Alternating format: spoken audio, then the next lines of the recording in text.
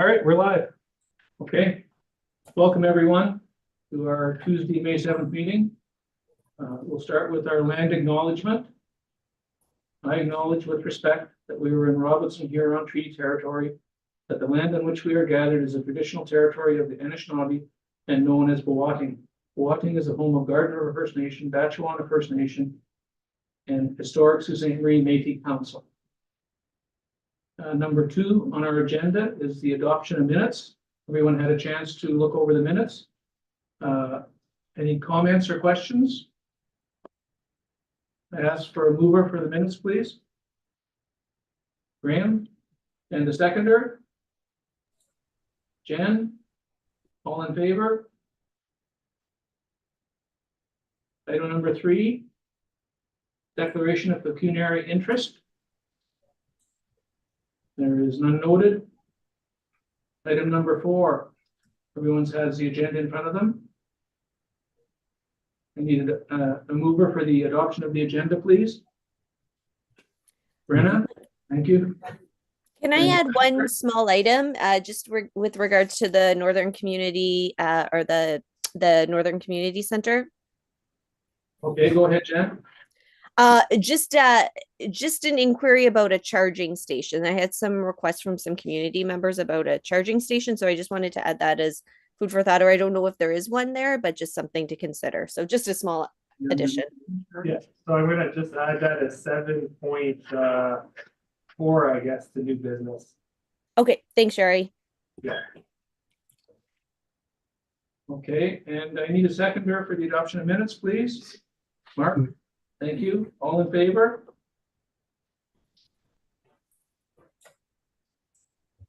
Okay, item number 5.1, park development updates. And okay, Brent, Chair recognizes Brent. Thank you, Mr. Chair. We just released a while ago the request for proposal for park redevelopment for Westwood and Parkland Parks. So that'll be closing on May 23rd. We're looking forward to seeing what type of submissions we receive so we can move forward with those 2 spaces to be redeveloped. And we'll keep PRAC apprised of what comes of that those submissions. Okay, great. Any other comments or questions? Brent, did we want, sorry, Dean, can you, Go ahead, Bert. did we want to touch base on the Parks and Rec master plan? Yeah. Present. Yeah, sure. Sorry. Yeah, the biggest thing I should have mentioned. Sorry.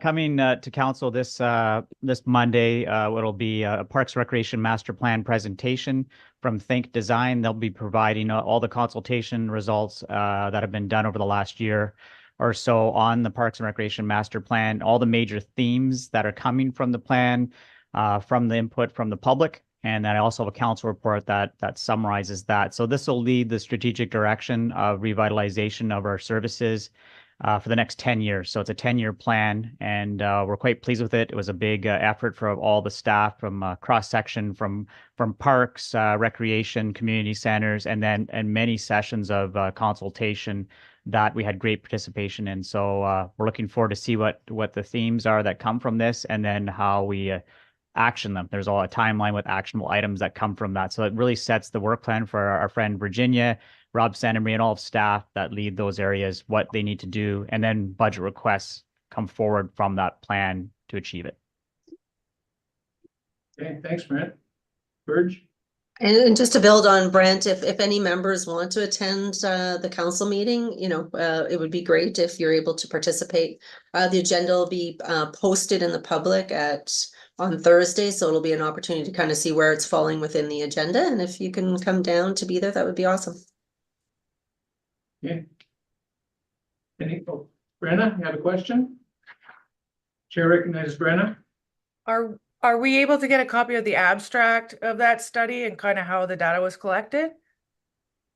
Yeah, well, it'll be posted for everyone to see the whole master plan, which is quite lengthy, a few hundred pages in length. So you'll have that. That'll be posted on likely sometime late Thursday. So that'll have the whole Parks and Recreation master plan. It's an appendix to the council report. So you can read through that. We've been through it a few times. So happy to have any input after it's read. Okay. Any other questions or comments? All right. Item number 6 on our agenda, subcommittee updates. Again, Stack, it sounds like a broken record, but we didn't meet in April. We are meeting now on May 22nd with the consultants, and it's going to be a Zoom meeting with the consultants and 2 members of the planning department. So we're looking forward to talking with them, and they're going to we're going to be discussing sort of the future of Stack and what our role in working within with the city and with the community. That will be May 22nd. So hopefully on June 4th, I will have a real Stack report. Any questions? Item number 7, new business. 7.1, June is Recreation and Parks Month. And we know on June 2nd, we're having a pump track event. June 1st, I think. June 1st. June 2nd. June 2nd. Yeah. June 2nd, right, Virginia? Sorry, June that's 2nd. correct. The first is the Saturday. The first is the Saturday. Oh, okay, We'll go through the upcoming. events as okay, well. all right, sorry about that, June 1st then. And Sorry, Sorry, go Um, ahead, Virginia. Yari. Yeah. Or anybody that's in the room, it's really hard to hear, so if you're able to speak up a bit, that would be great. Thank you. Okay. Yeah, so this is the pump track event that we call it the spring kickoff. This is our probably 4th or 5th go at it. It's a short fun event on Saturday, introducing neighborhood kids to the pump track and anyone who wants to be there. We have partners that assist us with that, notably the Sioux Cycling Club, Algoma Public Health. Basically, Virginia is able to set up tents and tables, and it's an event that runs from 11 in the morning until 2 in the afternoon. Essentially, the other sponsor that is quite involved is Canadian Tire Jumpstart. Continuing with the upcoming events, so June is Participation Month. We did apply for and receive a grant. Participation Month is basically focusing on recreation for the month, trying to get members of the community moving as much as possible. You can record your activities on the Participation website. The more people in the community that record their activity, there is grand prizes that are included. I believe up to $100,000 for the leading community. We're more focusing on just running some events, focused on recreation. If we have enough people that log in on the website, that's great. Included for the month then is, like Dean was saying, with the pump track event. We're also going to run a Try a Sport Day on June 7th and 8th, focusing on a bit more less popular sports, we would say, outside of, the typical baseball, soccer, footballs, the things like disc golf, ultimate frisbee, lacrosse, things that are less popular in town, to give people an opportunity to try the sport for free. And then we're also going to be doing the Bike to Work Week again, which is also in combination with Sioux Cycling Club as well as APH.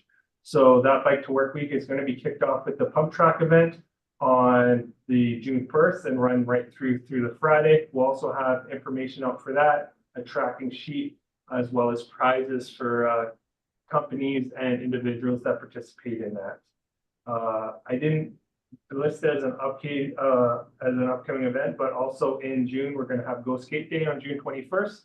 That will be in participation or in combination with a few local sponsors, donating prizes and different supplies to the event, as well as MIAC, the Mayor Youth Advisory Council, has also made a donation for snacks and water for the participants at Go Skate Day on June 21st. Where's that? That is at the John Rhodes skate park. Okay. Any comments or questions? So we can discuss the charging station before we go into the session. Okay. So yeah, I just had a recommendation, I think, from some parents whose children use the Center for Hockey in different events. They said one of the concerns or issues that they found is that there isn't a charging station, and I wasn't sure if there was or wasn't, so I just thought I'd bring it forth. Not a huge discussion item, just I guess an inquiry and then food for thought if there isn't one. Are you saying like just for cell phones and cords for plugs? Yeah, just Because we do have multiple outlets there, placed throughout the arena and the other side that charging takes place, and we also have tables. So that's like our operations supervisor there, Chad, could point that out. We have numerous students there for the classroom space on the second level and the multi-use space and charging stations. So maybe I'm not sure what else to say. In the main level there, there's also couches with charging stations there. So there are charging stations. okay. I will point them in that Also- direction and let them know that there are also- charging stations. If there's children are getting a hold of them, it's not that. Also, we do have a charging station for mobile scooters or wheelchairs too, outside the turf area. Okay, And that's Yeah. that charging station they're looking for as well. We do have those. okay. That information is helpful. Thank you. Yari sits there a lot of times too, so he can help direct our Chad. So if they need some direction on where they all are, we'd be happy to give a tour. And that was one of the things that during the design phase that came out was to have charging locations. So Okay, perfect. Thanks, Thank you for clarifying. Thanks, Brent. Thanks for bringing that forward, Jen. Okay, now, are we going to move into committee for our, So the next meeting, June oh, 4th. okay, Yeah. right? Yeah, our next meeting will be Tuesday, June 4th. And then now we can move to the closed session. Okay. So basically now we're going to do our 7.3 and it will be in committee. And Yari, I think I'll let you introduce it, and then we have Mark, our chairperson, who is pretty good at the Sports Hall of Fame operation. Okay, so basically we just need to move in. So do we have a mover to move into closed session? Sure, Paul. Yeah. And then a seconder. Graham. All right, all in favor? All right, carried.